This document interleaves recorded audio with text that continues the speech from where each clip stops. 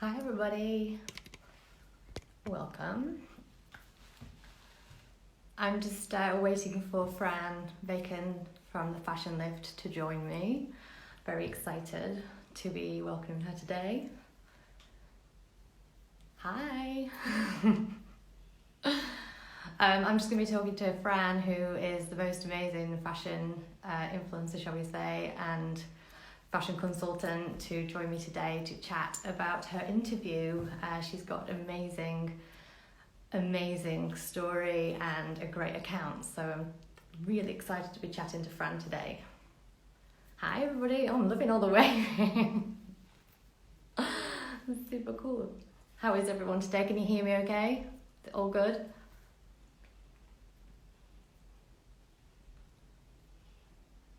Yay. Okay, Fran's just joining now.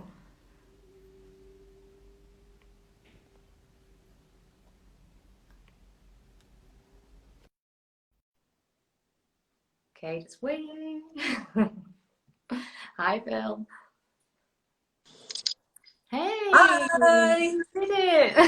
How are you? I'm good, thank you. How are you? I'm good, thank you. I just had a quick change of place to it because the sun is streaming in our kitchen and I couldn't see anyone. Hi everyone. Thanks It's for joining so us. bright, isn't it? Yes, it's a really lovely day. How are you all doing? I feel like it's, you know, when you're on holiday and every day you get up is the same and the weather's like guaranteed. I feel like we're in that like zone of it being like lovely weather. I know, thank God. Imagine if it had been raining the whole time through this, it would have been That's true. And Britain can do that to us, so let's not jinx it. No, it's really good. Okay, I'm gonna ask you like a quick question that's not even on my list, but I want to ask you first. How have you been coping with your fringe in lockdown? Because I've had to just let mine go because I can't cope with it. But Well, you are still there. Have you been slicing? no, honestly, look. I mean, look at my my hair is just. I honestly, I'm gonna be really honest with you. I've literally just got out of the shower because we got. I literally just quickly blow dried my hair. Hence why it's a bit crazy. Yeah, I had to do some work this morning, and I was like, shit, like, oh my God, it's like 20 to 11. I jumped in the shower quickly. So I have basically cocked up my fringe. So if you look at it, it's all different lengths. Normally I normally have it cut just straight, like as in a curve, but no layers or anything like that. So yeah, love your fringe. It's like I was so cool. tutorials, and they all said to hold it like that and cut upwards. So Yes. I did. It gave me a zigzaggy fringe. So then I just cut it straight along myself. Okay. So you've been daring with the scissors then. That's Yeah, like me with scissors. Like I cut everything basically. I cut all my clothes. I cut all my shoes. I cut. Yeah, I'm a demon with the scissors. So I don't go for it. Well, actually, that's a really good place to start then, because I think the most intriguing thing about you is that you started in fashion. Well, not started in fashion. You obviously you were in, was it banking, I think, before that? But you have this whole fashion background, don't you? So do you want to tell me about John Lewis and everything you did there? Yeah. So I started. So I went to university, did it, and I'd always been into clothes. Like ever since I was little, I've just loved clothes. So I went to university, I hadn't done a buying degree, hadn't done any retail degree, which I probably should have done. And then I got into banking in the city. So I did that for 5 years. The money was good. It was like the 90s. So it was really crazy. Everything was fun. It was really it was fun, but it wasn't my thing. It wasn't. I wanted to do creative things. So I went to work in this morning, work experience. So I just managed to get myself work experience in the wardrobe. You know, that must have been fun. You must have seen some fun people come through the doors there. It was fun. I only did it for like literally kind of just sat there and got shoes thrown at me and got told to sort out things and stuff. I've lost you. Oh, there you are. So from there, luckily, sorry, I know. I was like, no. So from there, luckily, I was able to use that work experience to get me a job as an admin assistant in John Lewis in the buying teams, so for children's wear. So I literally started at the bottom. I was about 24, I think. No, 26. I started at the bottom. So everyone else was quite young. I was a bit older, but I was like, sod it, I really, really want to do it. Because I got in there and I was like, I'll do it. Because I was so keen, because I loved it. I was like, oh my God, this is your job. You get to pick colours. You're like, you get paid for this? You get to like decide what colour to like. And I loved all the number stuff, like the number side of things. We did the merchandising, allocating and buying all at once. And we did it all on paper. It was so long ago. We did it on paper. It was really, really the best job. I love being an admin assistant, and I had great assistant buyers. And then I just worked my way up quite quickly, because I was so super keen. I worked till 10 o'clock every night as well, because I really enjoyed it. It was busy. When you love what you do, isn't it? That was fun. So buying toys for John Lewis for Christmas was immense. It was really, really so busy. We had huge budgets. I remember someone came into me, this company came in to pitch Peppa Pig to me, and it was before Peppa Pig was big, and they were like, we've got this new cartoon, we've got these great products, so how do you, what do you think of Peppa Pig? And I was like, it's crap, like it's never gonna go anywhere, babes. Never gonna go anywhere. No, wasting your time. So I did bring in micro scooters to the UK. The scooters all the kids. So that was 2 ladies. That's you. Wow. Oh my God, it's like The Apprentice, isn't it? When they have to go and pitch to those like scary people. You were one of those people. Yeah, that was scary. I was really soft. I was such a soft touch. I like the okay. Was such a I was like, oh yeah. I was quite. I'm a softie anyway. So yeah, but it was good. I enjoyed it. It was good fun. I know exactly what you mean about, because I used to work for Mamas and Papas for a few years, and that was like those companies with that big scale and the big budgets, and Christmas is huge, isn't it? And it's really quite exciting to be in a machine like that. Actually, like, wow, like they start everything so early, and it really opens your eyes to it all, doesn't it? Yeah, it was really, So I absolutely, I loved it. I loved. We did all the fit. We did own brands. We did all the fits. We did everything. So it was just a really, really fun job, and I was really passionate about it. And I loved it. I got really excited by everything all the ideas, all the trends. I mean, it was children's wear, so I wasn't like real fashion, but we did use the women's trends and kind of just look at them and look how they'd affect children's wear and stuff. So it was really, really good fun. Oh, so cool. And then after that, so that was your kind of jumping off point to get into starting your own little world. And it was a different name to start with, wasn't it? Yeah, so I had Jess, and I used to have I had Jess, and she was quite poorly, so I was meant to go back buying underwear and nightwear for John Lewis, but I couldn't. It would have been amazing, but I couldn't. So then I kind of took a couple of years off. Then when I used to go and take her to school and stuff, all the mums used to say to me, oh, where'd you get your trainers? Where'd you get this? And then one of the mums, who was like this Oxford graduate, she was like, oh, you've got to start, I've started reading blogs, you've got to start your own blog. And I was like, oh, I can't do that. So she set me up. She actually wrote someone's trying to call on her phone. She set me up on my own blog. She did it for me. She was like, okay, Fran, her name's Claire. She was like, sit down. I've done it for you, just write. So I started taking photos, and I was like, oh, this is really cringy. Like, I don't want to take photos of myself.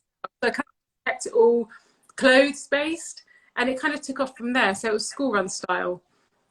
And then I started kind of expanding a bit, and I was like, I was wearing things that were a bit too fancy for the school run. And then I was like, I don't want to make people think that they have to dress up for the school run, because no one really cares. I see what you mean, yeah.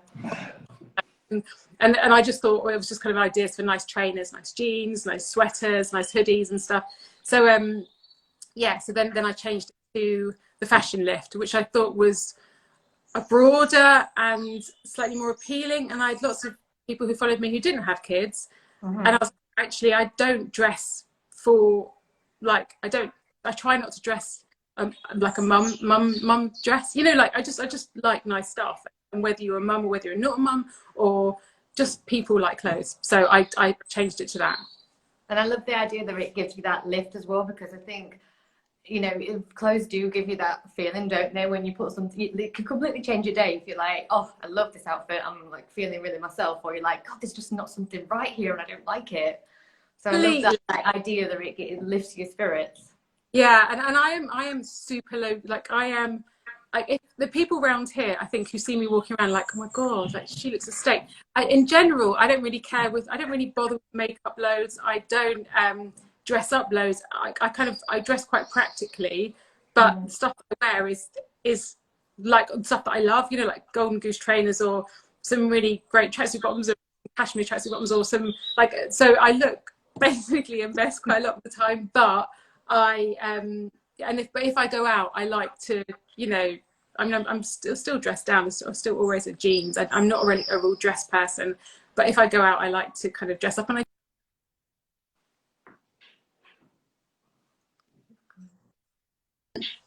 if you're kind of dressed up and you feel more confident and stuff. So yeah. Yeah. And then did you feel like a real step change when Instagram came along? Because obviously you were on before Instagram came along, and you were like, it was a blog. Does it keep feeling like it kept changing as different things came in? Yeah. Completely. I was like, shit, so I have to document every day. You know, like it was a fast, everything kind of gains pace with social media, doesn't it? So you start with the blogs that were quite laid back, quite low key, quite. Oh, thanks, Tina. That's exactly what you did for me. You gave me a lift. Thanks, Tina. That's really nice. Yeah, so you kind of everything just gains a bit more pace. So Angela just called my sister saying, "Whoops, I'm sorry, I just called you." Thanks. Yes. Okay, so the blogs were quite slow, easy. People would take time to read them, and then Instagram was like, bam, bam, bam. You got to come up with content every single day, and then ads started coming in. Then Instagram stories, when you have to film what you're doing as well, I was like, God, that's more kind of YouTube-y. So you have to just step up your game with every single thing that they throw at you, or every single move, social media move. So it makes it more fun and more exciting, and you kind of have to change quicker and get more adaptable, and also make it like relevant for people who are following you, because you can kind of get sidetracked by other people, by looking at other people. You just have to kind of keep yourself on what you're doing, and what, you know, you get to ask me about my USP, and you have to kind of keep saying, okay, what can I give my audience, and what am I good at? Because those are things I'm like house stuff I'm really rubbish at, and so I kind of have to keep to the clothes, because that's what's really I'm passionate about, and what I really enjoy doing. So I think it's all about moving with the changes, but also keeping your eye on what you do well. How did because I think shopping with Fran is like my favorite thing of yours. So every time I know you're going in the changing room, I'm like, because you have you have a different eye than just like, oh god, this looks shit. You're telling us about, like, you know, where things fit, and I know you're always like slicing and dicing things. So I think that it's really interesting to watch. So how did that idea evolve that you were in the changing rooms? Was it just like one day you were there, or did you think about it? I can't even remember. I think it just did. I think I was just like, oh, I'm gonna just I'm trying on, because I like trying on things. I like going to shops. Like my sisters all hate it. They're like, oh, I can't bear it, gets so hot. And I actually hot. Why is it so hot in there? I know, why is it so hot? I don't know why it's so hot, but I actually really enjoy trying on clothes. And I like, for me, I'd rather try on things and not have to take them back. So I'm like, okay, I want to try it on in the changing rooms, see what fits me. I'll try on 3 sizes, see which one looks best, and for me, that's my, like, if I'm feeling really stressed, I go to calming place. And I'm like, ooh. Whereas my sister, therapy. Yeah, exactly. My sister's like, we go into shops and she's like, oh my god, I feel hot. This is horrendous. But I feel really, really calm when I go into shops. So yeah, so it's all about. So I think I just started filming it, and I probably don't show 80% of the stuff that I try on, right? Because it's rubbish. Like, no. Yeah, so I kind of filter out. So I'm not showing you, oh, this looks rubbish, this looks rubbish. I'm only showing you my edit of what I tried on that I would buy, that I quite do buy, which is really bad. But I like to think, okay, this is a really good good top. It fits really nicely. You've got to size up, size down. I'm finding it tight across here. So just the kind of things I would like to hear, actually. The kind of things online shopping, if I clicked on a product, I'd want to hear all these things. So like Net-a-Porter has the models moving, which I love. I love watching how clothes sit on you, how they fall. Yeah, so it's just me basically saying, taking everyone shopping with me.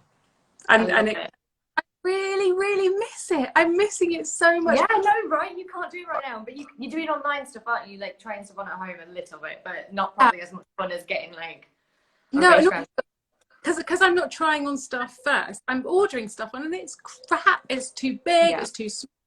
It's the fabric is not great, and I'm kind of getting frustrated because I'm like, I need to get back in the shops. But I just hope the shops stay open.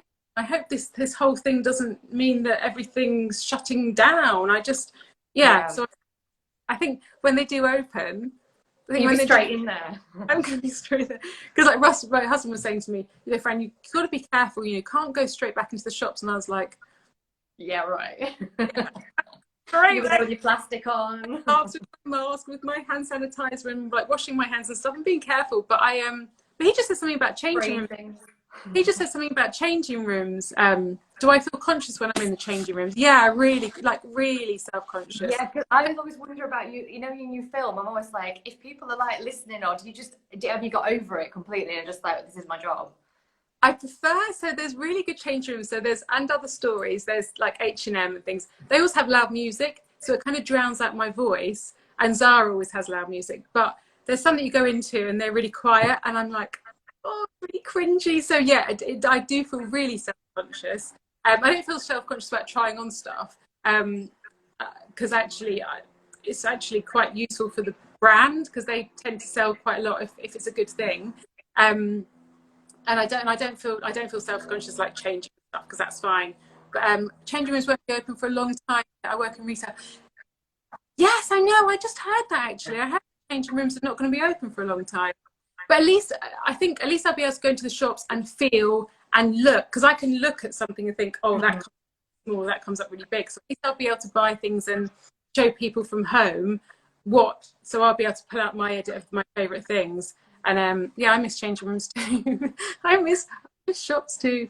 Yeah, so it's it just kind of evolved from there, and now it's the thing that I think I really enjoy doing the most, actually. And in your mindset, do you know where all the good changing rooms are? Like, do you like have a mental map of where the best ones are? I've got like a complete thing that I can get it done really, really quickly. So I normally go to Kingston, which is near me, which has got great shops, or I go to Oxford Street, and I'm like, bam, bam, bam, stop. I always get a takeaway coffee on my way back. So I don't stop. I don't stop for any food. Like a treat on the way home. No, there's no time for that. Weirdly, most of the change rooms are open here in Barcelona. I thought that, Ange, but it's weird because Spain have gone from shutting everything down. So my sister wasn't allowed out at all, like she out her flat, to opening up terraces and opening up the shops, and everything is kind of opened a lot quicker than here. So it's they've gone from extremes, whereas we're going for a more gentle opening. It feels like we're going to be in the dark a little bit, doesn't it? I guess. Yeah, who knows? Yeah, but I think that's the thing that I like. I don't like doing photo shoots. So when I have to do photo shoots on the street, that's so cringy. With a photographer, that to me is it's worse. Do you have a favourite photographer, or do you kind of work with lots of different people? No, I've got one, Victoria, who's lovely. She's lovely. We get on really, really well, and we stop for a coffee and stuff. So it's all like when we shoot in really beautiful places. But I'm a 45-year-old, slightly tubby mum of two. So it's like, and come on. Who does she think she is, like, with a photographer? So really, but I think it's just the fact that I am very normal, and so I'm quite relatable, and hopefully people can think, okay, if it looks all right, Fran, it look all right on me. So I think that's how I just think, okay, it makes it okay, because I just think it will. I'm not like a 6 foot beautiful model who can slink around. I just have to stand there and just go, okay, this is the who normally takes my pics at home. Do you have no my I have a tripod with my camera, so I take I've got a tripod and a camera at home, so I've got a white wall in the back, my back wall, so I take all my photos at home, just myself. I don't get my family involved because they hate it. Oh, it's so awkward asking any family. They're just like, what are you doing? I know exactly. I like your kind of, you know, your selfies, like the outfit things you do. I just love that. You know, when you, I guess you just put it above your head, do you? I love those. It's like the whole outfit in one, but like, you know, I like it. It's so unusual. Exactly, and I can kind of just do it, and I can just go bam. Or I take quite a few to get the right angle, but it's easier, and it's just quicker, more straightforward, and easier to do. And then asking, I like to just keep it to myself and don't ask for help for anyone, because they're just like, no, I'm not going to take pictures. It sounds to me like you've got quite a like practical approach to it all. Like, you could probably overcomplicate things. You could probably do like bigger photo shoots. You probably could like make it more complicated, but you're taking, you know, you're going into a changing room and you're trying things on and keeping it really kind of normal, and you're not necessarily doing these like big hauls, and I'm doing it, like, you're actually giving really practical, down to earth, I'm just in a changing room advice. And that, you're probably right, that probably is just so relatable, isn't it? We all do that. We all stand in there being like, oh my god, like, what is with this fabric, and why, like, you know, what could I do with this to make it work? So really good, I think. Yeah, I think it's all about, I mean, for my audience don't like, people who look at my Instagram, they don't want to see me like on a pose or posing. I don't really want to, like, I love looking at beautiful photos of people, you know, and I love looking at beautiful scenery, but for me, I am just like 5'3". You're so funny. Just don't get off your station, Fran. So I just quite happy just to show I would rather have my head chopped up. I'd rather just say, okay, this jumper goes really nicely with these jeans and these trainers. That's as deep as it is. That's as far as it goes. I have no desire to be anything that I'm not. And I know I was clear what I am and who I am. So I'm just like, yeah, this is a good outfit, and this is a beautiful dress, and these are great shoes. So it's just kind of it's all about clothes ideas. That for me, it's just about, okay, this is really nice. And also, if I go somewhere nice, I'm happy to, you know, I love sharing. If I go to somewhere nice on holiday or something like that, then I love sharing things like that. But for me, it's just about the clothes, and that's kind of what I wanted it to be about. Just about the clothes, the designs, what I'm good at. That's what I'm good at. I'm not good at lots of things, but that's kind of where my interests are. Which actually probably brings us really, really nicely onto your collaborations, because they've been like wildly successful. I think that, you know, having a sellout shoe with a brand like Marks and Spencer's must have been like out of control amazing. So how did it all come about, and tell us all about it? It was a can I just talk? Jack, you mind just being a bit quiet? Right, Jack's on the Xbox on his headphones, talking to his mates. So my shoes, there they are. My word, look at them. They're so cute. They're a huge highlight. I loved it, and I got to because we were given, when we were given the brief, we were given an open brief. They said, just design a pair of summer sandals or summer shoes. That's a wide brief. So for me, I immediately went into buyer mode. I was like, okay, when are the shoes landing? landing January. Okay, we don't probably want to do an open pair, or January, February. We don't probably want to do an open toed, because no one wear open toed. Okay, like what's the most practical thing? What shoes would I adore to wear? What's the most flattering? What's the best heel? So I kind of went into that, kind of all these tick off boxes, and I really wanted to do like a really soft leather. And I love bows, so I kind of came up and I thought, what's a really neutral colour? What colours do I like? So I went in with the buyer, who I'm now good friends with, Nikki, and we just sat down and I kind of drew what I liked. And I was involved in every single process. So I'd like, when's your next meeting? When do you have your when do I see a sample? Yeah, and so I'd like go up to Paddington to Marks Spencer's offices, and so things like I really wanted the ankle strap to be very fine, so it wasn't like super thick and noticeable and didn't cut your leg off. Like we just moved the ankle strap up like a couple of centimeters. I wanted a really comfortable heel. I wanted really soft leather and really comfortable. And I also wanted my toes covered, because if you're going to bring something out in like early spring, you won't wear flip-flops and stuff like that. So I kind of just, yeah. And I was amazed, like gobsmacked, so chuffed with how well they went down. Like really, really, really, I was shitting myself, because it's really nerve-wracking, because I was like, oh my God. Imagine. And because they were dropping each of ours every 2 weeks, I think. And they didn't want to do them all at the same time, so they didn't want to make it to a competition of like who's selling the most or anything like that. So they just kind of dropped them, and everyone's did really, really well. Like everyone was really, really successful. So yeah, so it was just really, really nice. And they did them. Yeah, I do want to persuade M&S to do them. I've tried. I have tried, because I think they could work in so many different colours as well, and they're just a great, easy pair of shoes, you know, with a black bow, with like navies, with I was thinking of other colours, like a blue and a beige, like a baby blue, so many. That would be so nice. They definitely do that. Yeah, so that's been really, so that was, and we had the launch party and stuff. That was a real highlight. I was like, you know what, I've got my signature inside an M&S shoe. I can give up now. I'm done now. Step away. Because it was something that I'd always, in the back of my mind, I'd always thought I really, really want to do something design-wise. Like, that was always my passion, and I never ever I'd be able to do it. But yeah, so it was good. It was really, really a real, yeah, massive. And then you've moved on to clothing since that. You've started working. Do I call it Wyse London? Is that how it's pronounced? Wyse, yeah, Wyse.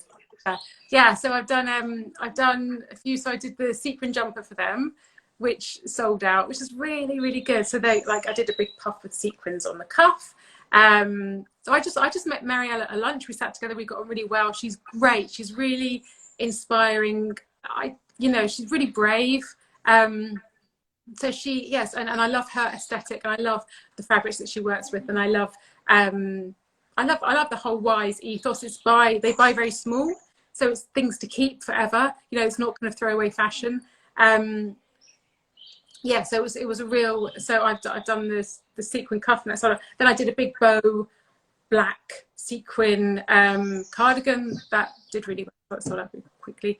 My newest one is this broderie anglais. Yes, I saw this on your thing yesterday. So this is the brand new one that you're doing in white and black, right? Yeah. So that sold out in 3 hours yesterday. It's just like incredible. I was like, wow, it's really nice. Yeah. So then they went back to the factory. So they've ordered a whole lot more. So there's a whole lot more coming in I think mid-July. Yeah. So it was that. So really, really, but it's a really lovely. I just always think, what would I love to wear? What kind of things I like to have sleeves this length? I like a little bit of elastic so it's not too tight. I like a bit of a drop so you can either kind of button.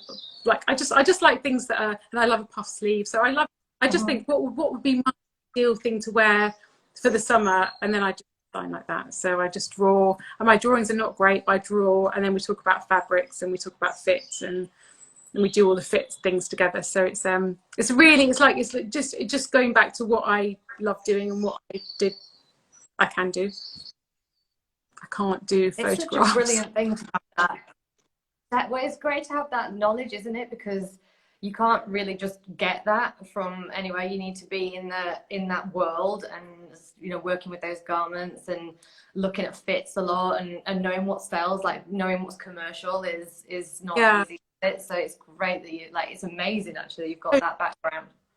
I never ever realized how much you take in as you're doing it, because we obviously did all the merchandising ourselves and all the allocating. So I did all the numbers myself as well. So we do like cost price, selling price, you know, uplift, shipping, dealt with China all the time, India. So it's all these things that you do without realizing. And oh, okay. And when I speak to Marielle, when she was talking to me, I was like, it's my language. Whereas when I used to go to like, if you go to like a kind of like a big Instagrammer event and stuff, and I find that far more intimidating.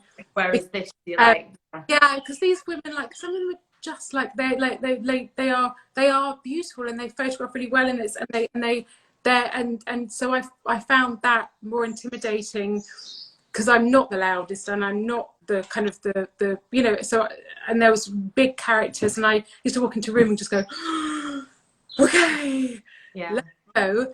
And then now I've got to know them. Like really nice, like they're like really, really lovely ladies and all got talents in all different ways. And so I can now go to a room and I'm like, oh my God, I reckon like I know the loads of them and it's much, much easier. But that whole process of the whole Instagrammer and blogger thing, because it was quite new and everyone was finding their feet, it was a bit difficult. Yes, you need to design a trainer. I'd love to design it. That'd be so fun. Yeah, with a short tongue. Yeah, short tongue, definitely. Yeah, but you've been in the industry for a while, haven't you? Yeah, I mean, I've worked in fashion probably most since like what is it, like 15 years now or whatever. So yeah, I've seen it before Facebook. Facebook was just starting out then. I remember because I worked for a footwear brand called Moda Impele. And we had this website that you couldn't sell from. And I was just like, what is this? Like, can we not just have one? And they were like, no, we can't afford it. So me and the IT guy just like went and made one, like a terrible one. And it started to sell. And we were like, I don't know. It's just been such a fast change in business, hasn't it? Like seeing it from the retail side, seeing the difficulty like physical shops are going through, watching what Gucci's now doing, going seasonless. Like it just feels like we're on this really fast roller coaster, and tech and online is moving us on really, really quickly. What do you think about the Gucci thing? I actually think I was quite surprised in a sense of like getting rid of the seasons a bit means that they will inevitably lose some revenue there, because if they're not bringing out the next pink handbag that everyone needs, that scrambles if it's just kind of longer. But I don't see how they could probably not do that step at some point, because the consumer, I think, is changing, and we can't keep going at the same rate we are, or they're just going to be landfilling everything, because what are we doing? So to reposition at a time and be more aware of the ethical stuff and sustainable stuff, and they do really seem to be plugged in rather than being like, it's fine, just keep making stuff. That makes me feel a little bit more like, I suppose, hopeful for the future of the industry, that they're aware of it and trying to work with it rather than just like keeping their eyes shut and hoping it goes away.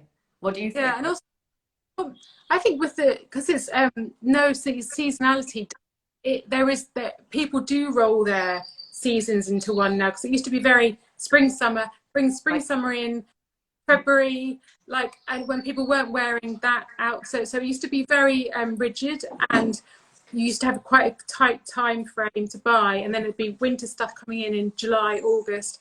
It didn't make sense. So the fact that they've now kind of like made it more fluid, because I pack up my winter stuff.